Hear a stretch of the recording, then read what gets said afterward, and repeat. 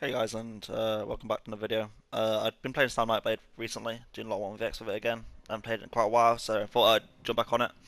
Been testing a few things and figured out what I feel is best right now.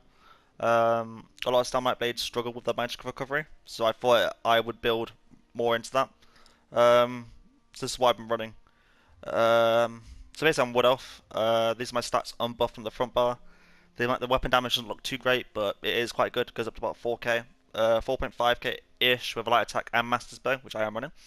I am a Wood Elf. I'm running the Warrior Mundus, and I'm running Magic and Stamina recovery food.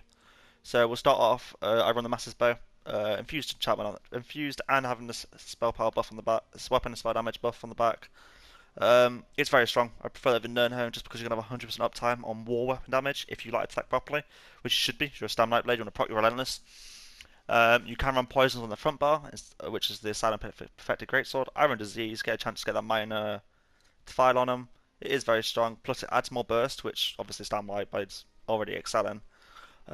If we were on Poisons, I would run the Damage Health Poisons. They're quite good. It's about 2.something k weapon damage, 2.2k flat damage second. It's a lot of pressure for healers to cleanse as well.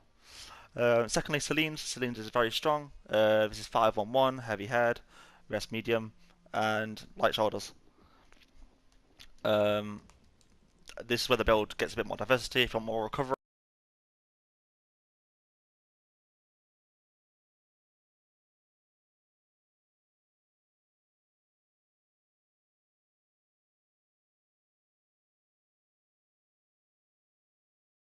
and mitigation, you can run Bloodspawn.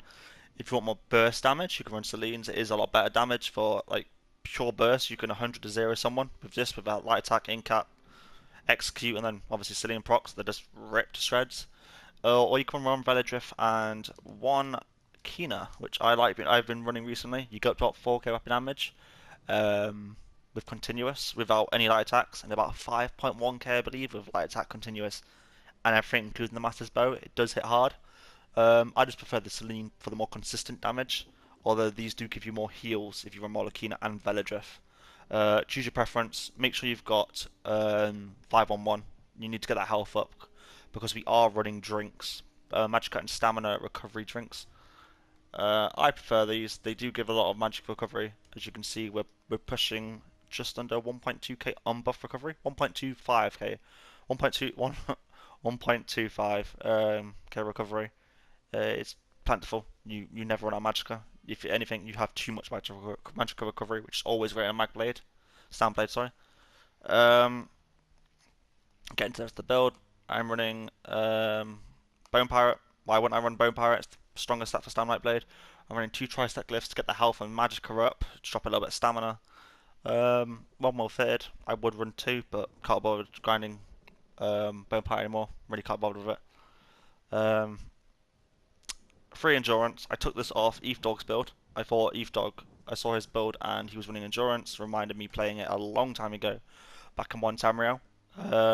Made more diversity with sets, and I thought this was brilliant. I thought it'd be a brilliant add-on to the build.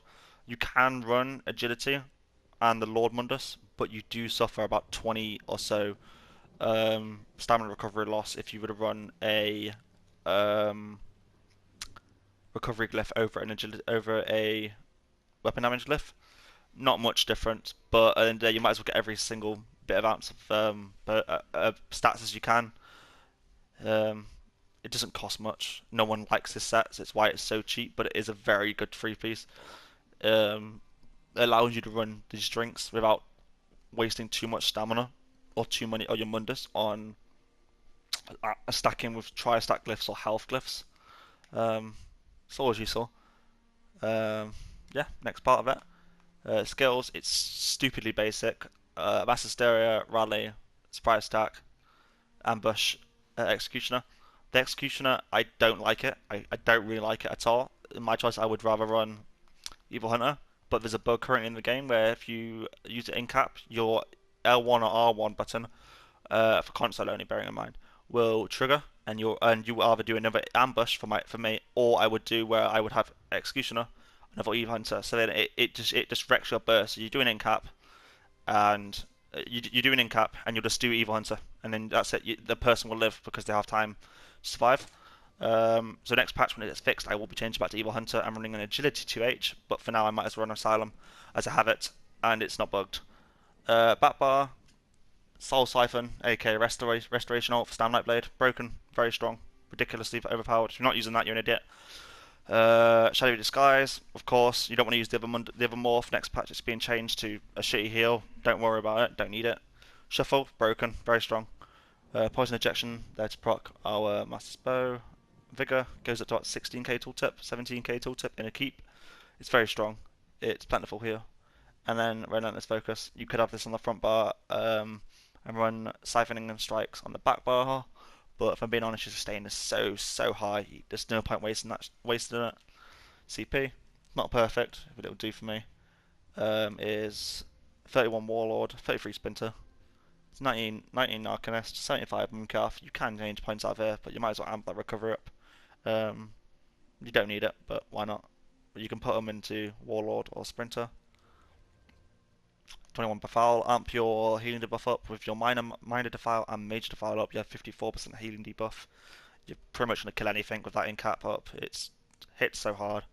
Tumbling, 61%, 61. Want to get that dodge roll up.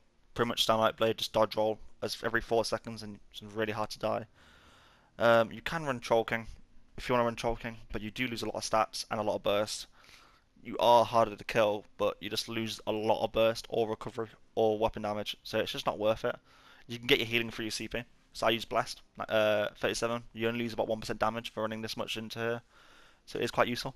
If you feel like you don't need a heal because you Zerg, shove them into Master of Arms and Mighty.